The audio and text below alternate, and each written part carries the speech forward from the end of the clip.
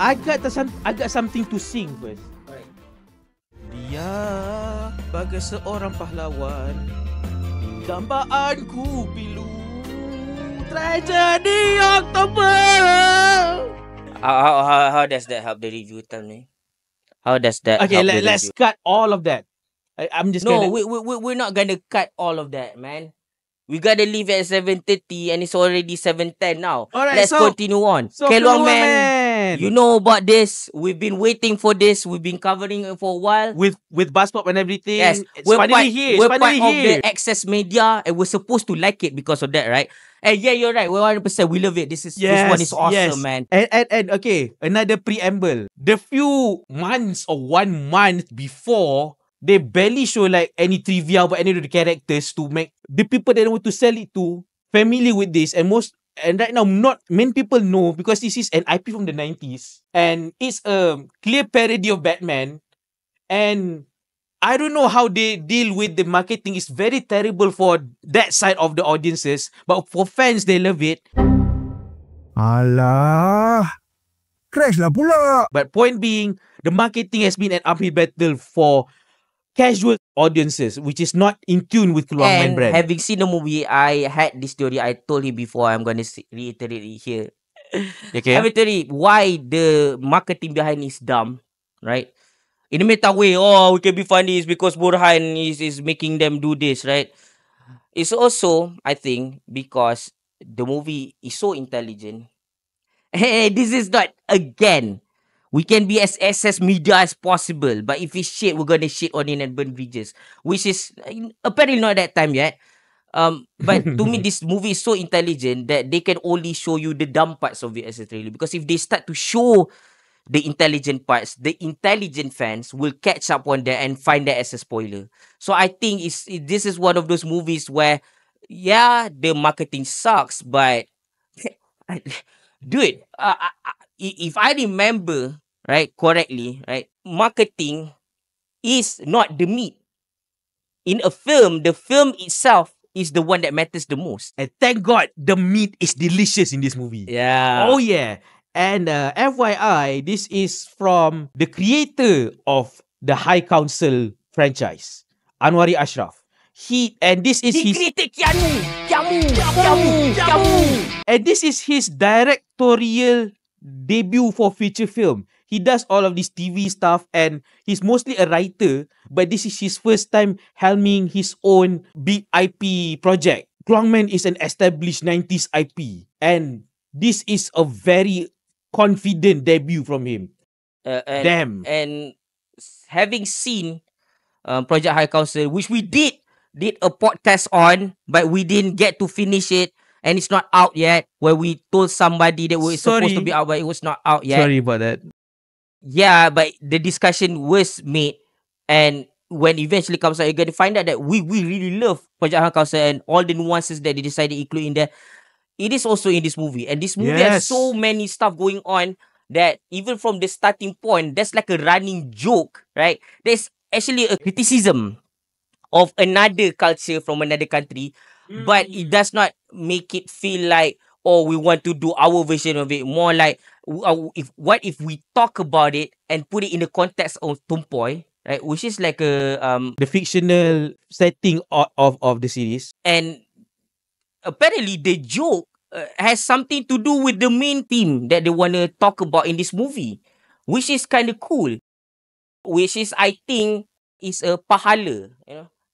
Whereas one dosa that they did, a scene that they did that I hate, is that unfortunately this movie is one of those that when there's action, the camera is on the close up and it doesn't want to show the hits connect and everything. And I thought we're past that, right? Especially coming from the distributor like Astro Shaw, everything. And coming from the guy who created High Council, which has a lot of violent fights. And we can see the fights in full scale. We can see them fighting and in frame. You know, wrestling is violent, but it's for kids.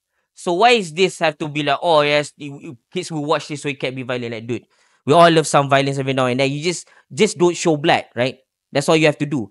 And if they take the FOV, if they increase it a bit, the field of view, you're a gamer, you realize that, right? When the action is so close, you can't see your character do stuff. So when you're in control, you're not really in control because you can't see where the enemy is coming from, all the other sides, and you can't soak in the scenery on top of the slashes. So if anything, you can just see like a hit to the face, Yeah. but you don't see the inertia. You don't see where the characters fall. You don't see the surrounding area. Is it a hazardous place or everything like that? So it takes away from the immersion and it is kind of suffocating.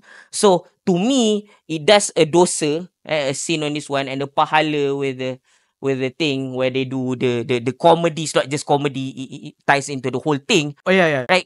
And also the serious stuff ties into the comedy. It kind of like, like they do one thing right, they do one bad thing. So it's like cancels out. So this movie is great again. So yeah, yeah. So there's this interesting choice of like, so this character is Borhan. If you see the series, the baseline characteristic of this guy is he is not fully sane. Yeah. Yeah. So So it kind of reminds me of Moon Knight as well. yeah, so they made it a point where in this movie version, he has a voice inside his head.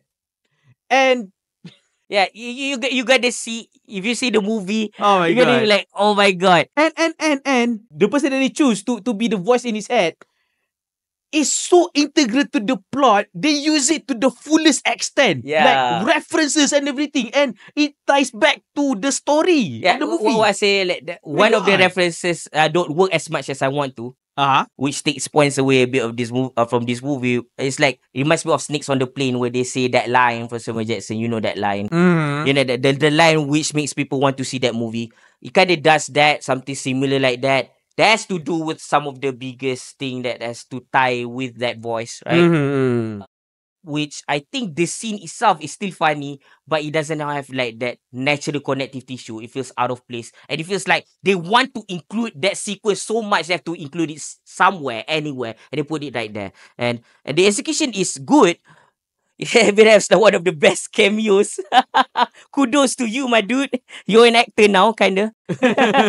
Oh, by the way, Oh yeah. I met him in a place that I wouldn't disclose, and he kinda say he did the take 7 times. So yeah, it's actual acting, man. It's Yeah, actual man. acting. You Own that. made it, bro. You made it, bro. So yeah, man. anyways, yeah, I wish they can connect it better in that in particular. And then there's like some scenes toward the first half of the third act feels kind of draggy. It kind of like all this momentum is sucked away Mm-hmm. from the movie, which I know this is just me making stuff up, but I like it to be so. You know how kind of like when a building is burning and you Okay. don't have any air, breathable air to have. It's kind of meta in that way. Yeah, it's kind of like that. Like because before and after, say, dude, this movie's bonkers, man. It makes jokes that are very Malaysian, unapologetically, but Yeah. at the same time, there are jokes that everyone can get behind. That has to do with a car or something like that. Oh, that's so and there's very like, Malaysian, yeah. there's like some someone riding something down the hill, and then there's like a very high fidelity imagery that goes at the right corner of the screen. It's like, man, this is perfection. America. and then the thing is, what I like about it too, despite all of that, right? When the movie gets going, I always want it to be like this. It has to be like really take the world seriously, or at least he takes the world in his own way, in a really serious world with serious problems that we go through, and it delivers on that. Yeah, the movie is very, very heavy on mature themes, which is why I said in the another review, right? This kind of reminds me of Agent Ali. That this is one of the similarities, and he does it so well. And the jokes does not get in the way. The jokes is actually a building thing for the character of Burhan. Yeah. And if you're familiar with the source material, which is again a 90s animated series, actually, despite the the setup of like this not fully sane person becoming a vigilante, right? The cartoon series is like very simplistic in everything. Somehow this movie elevates the notion of that series and makes it something like more than what it is, but in a tasteful way. It's still on brand with what Borhan, the character stands for, played by Nasty aka Nas Mamaza. Yeah. He's great as Borhan. As a colleague of us said once, right? There is this thing, right? Where there's this comedian called Jeb. He's Jeb. Jeb from the group Sepatu, right? Yeah. He's everybody wants him. He's the fan cast for this character Burhan. Yeah, yeah, yeah. My friend said this. If you're oh my god, like no offense to Jeb. I'm just saying this about this all offense to Jeb fans, like the dumb ones. Yeah, yeah, right? yeah. So my friend, the one from Bus Pop straight us in the stream, he said, kalau korang nak Jeb jadi Borhan, korang bukan peminat Keluang Man. Yeah, I'll subtitle that. I don't want to repeat Right. myself. So But, yeah. so what it means is that yes, you can get a comedian to play this character Borhan, but then he can only deliver the jokes. Yeah. But can you deliver the acting? You can kind of tell that the writing of the jokes is not the work of Nasty, it's the work of his fellow writers, right? and also, And the point is he can execute that well. So when he does all the dramatic scenes, all the dramatic stuff, which I can see that he was capable of doing that based on Kami and everything in the past. yes, right? yes. Whereas the dialogues there are stiff and bad. Also, like I said, that's not him. That's the writers. He can deliver the heart and soul of the character that he's playing. And in this one, as Burhan, he really does do a good job in delivering all of the lines given to him and having so much heart. Whether it's a melodramatic scene, a bonkers scene, or even like a scene that is like more straightforward, right? Yeah. And the straightforwardness also shines through because it adds to another type of comedy. It's like the absurd and deadpan comedy. Yeah. Especially in the earlier scenes, right? In the back alley. Yeah.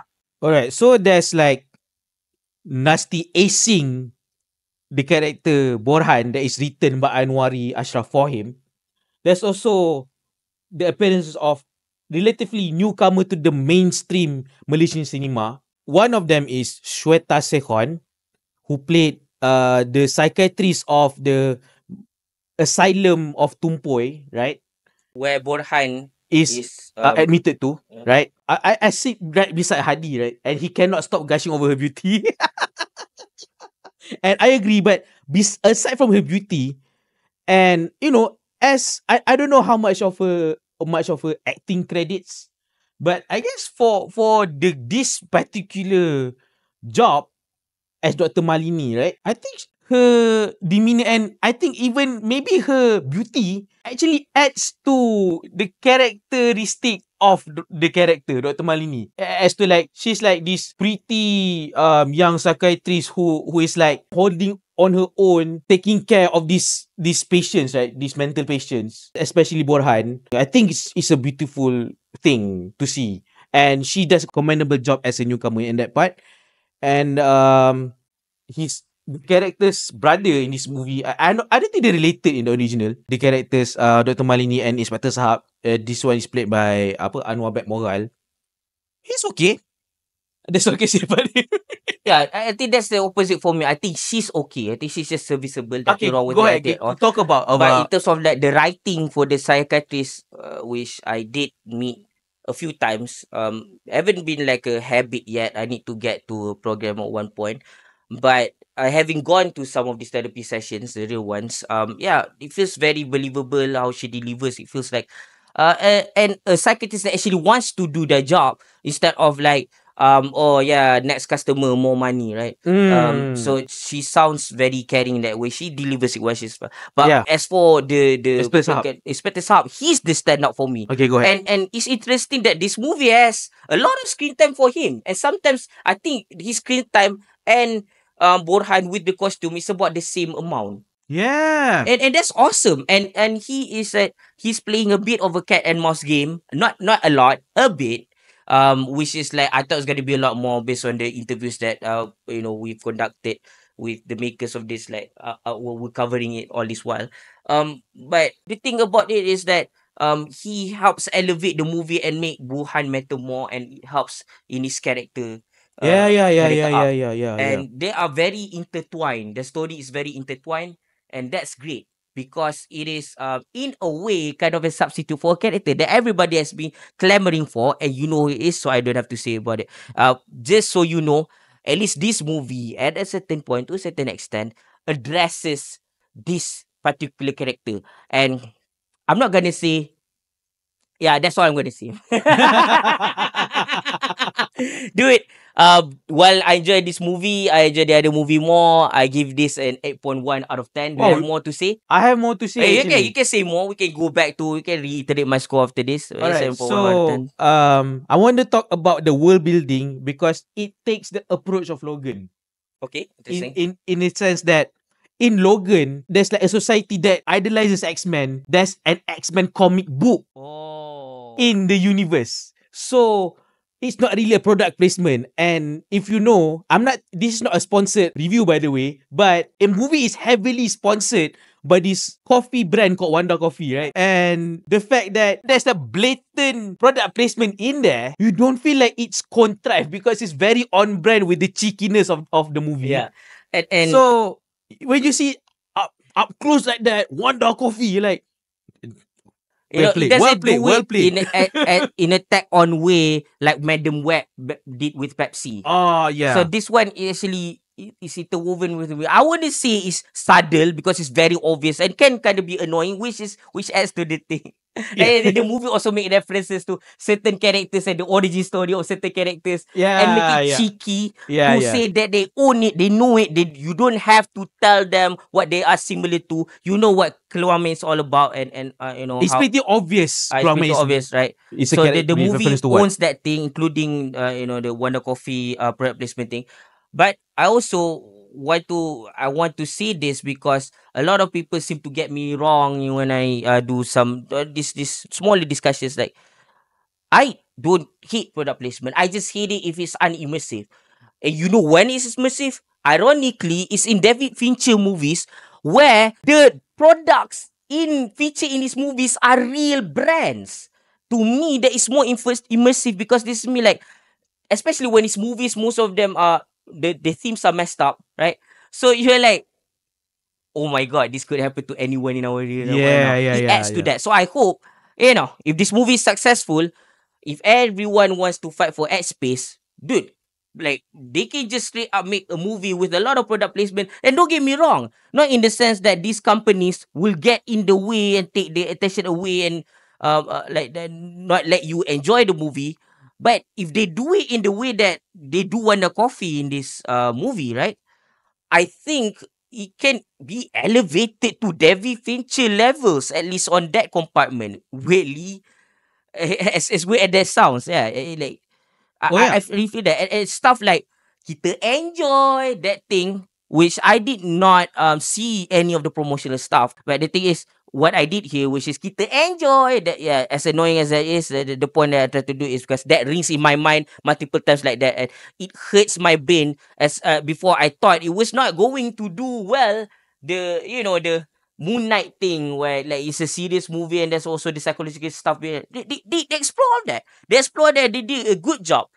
And that thing, that line, fortunately, is placed in a spot in that movie that to me doesn't really matter, and that's good. It's awesome because and in a way it was scaring me for a bit because that line also give a tonal it's like a cognitive dissonance to me. It's like, wait, are they going to ruin every scene with comedy?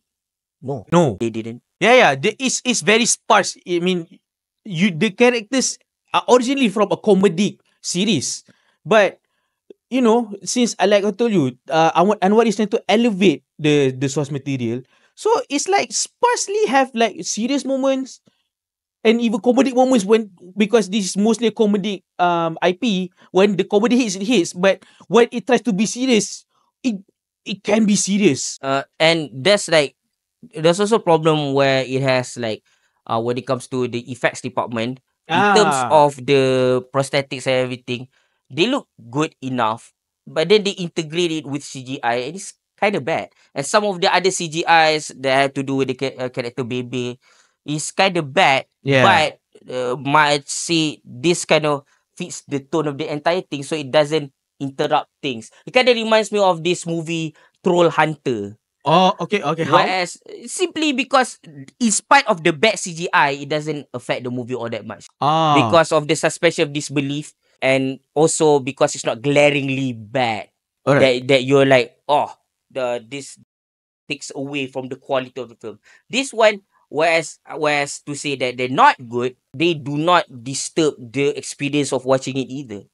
Okay, so to end this attempt speed run, Before that, I also want to say uh the color grading or the color palette is good too. It's Oh, yeah, starting to yeah. learn from the Western movies in the good part of it. Yeah, And then yeah. there's also like you know, spots that I don't know, is it real places in Kluang or something that they really emphasize on, and it feels like the identity of Malaysia is really there. Yeah. In addition to, me- the very to me, Malaysian pop culture stuff. It's not gonna turn away if it does go in the international market. I don't think it's gonna turn away other people. If anything, people are gonna say, "Wow, that's cool," but I don't understand all the jokes and references. Now, I want to learn this more. movie instigate me to learn more about Malaysian culture and get into more Malaysian filmmaking. So I think this is good that they focus on us, the people that matter the most. This matters the most too. Yeah. Malaysians. It's very unapologetically Malaysian. And I like that. to end this review of Klong Man, right?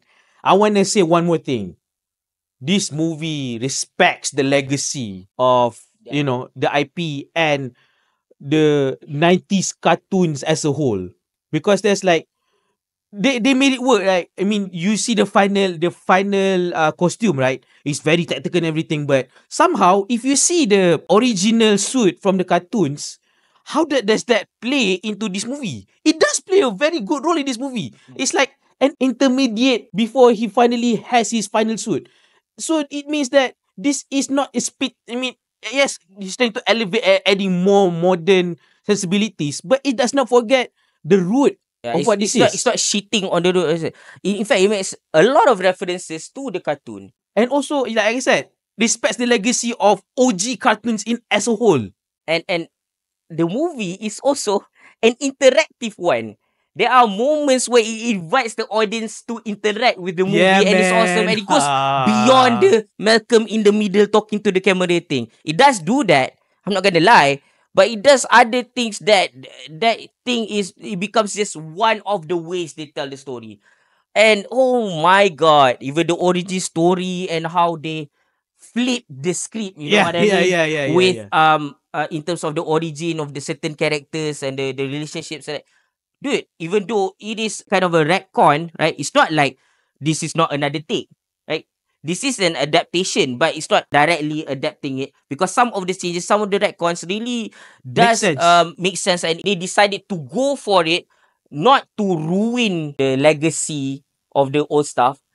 If anything, it helps to tell the story that they want to tell in this version, And at the same without not paying homage to old stuff. and at the same time, this actually feels and plays like an episode of the series. Of the cartoon series, actually. I don't know about that. I'm familiar with the structure. So when I say, oh, this feels like an episode of the series. You remember? I remember. Okay. I do remember So I don't vividly. remember. I don't remember. But that part is like, again, it's respecting the legacy while adding new stuff. I respect the hell out of this. So let's end this right now. He gave it. Yeah. Before that, Okay, I one just more. want to There's say, more. also the transition is good. They bring Oh, you yeah. from one scene to another scene to another scene. That's why I say that one scene where they do the cameo thing or whatever, so it kind of feels kind of off. Because other than that, the beats where they bring you to why this character meet this character and go there, it makes a lot of sense.